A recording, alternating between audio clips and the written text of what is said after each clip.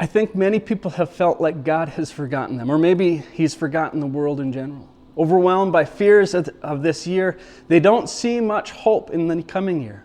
A new calendar, day, month, year won't change anything. The fears that we've had will still be around for a lifetime, just dressed in different clothes. I was filled with fears too this year. They were not new fears, but the same fears, but magnified by the crisis. I realize that this is maybe not an encouraging way to start a prayer update, but hang in with me.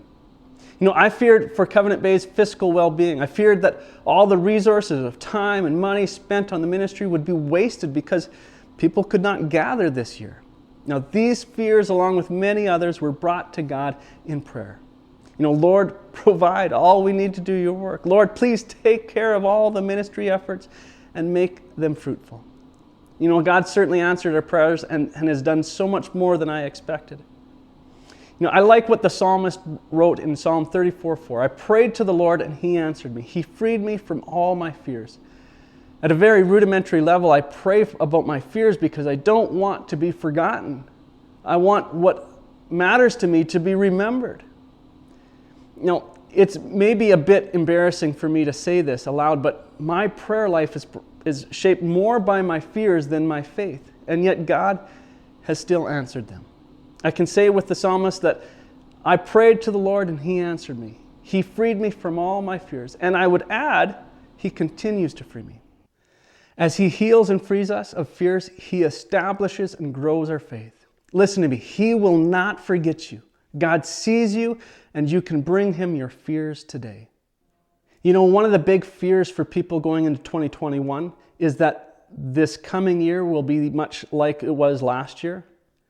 Let's pray that the virus will be gone, that health will come, that people will be able to gather and relationships restored, and that God will provide and the economy will be restored. These are big prayers, but God will answer them. He will not forget us. Do you remember the prayer requests, the fears that I had? That Covenant Bay's financial situation would continue or would be difficult, and that not much of a ministry impact would be seen this coming year. God answered these prayers. Covenant Bay has a record operational surplus going into 2021, and more people than ever were reached through the ministry at Covenant Bay this year. God did not forget us, but He did both of these things in ways that were not expected. Our plans were not carried out. Yet the outcomes, what we wanted to happen, did come about, and much more. So He did all of this. He did all of this. And so I challenge you to pray in faith, knowing that God has answered our prayers and will answer them again. He does not forget us. So we can be praying. Many do not yet know Christ. Pray that many will come to know Him and grow in a relationship with Him. Pray that God will provide all that is needed to do His work. So I challenge you to pray in faith, knowing that God has answered our prayers and will answer them again. He does not forget us. I don't know what God will lead us through this year, but I do know that God will grow our faith. He will grow the courage to follow Him, and He will grow the anticipation that comes with faith. Thank you for praying with me in 2020.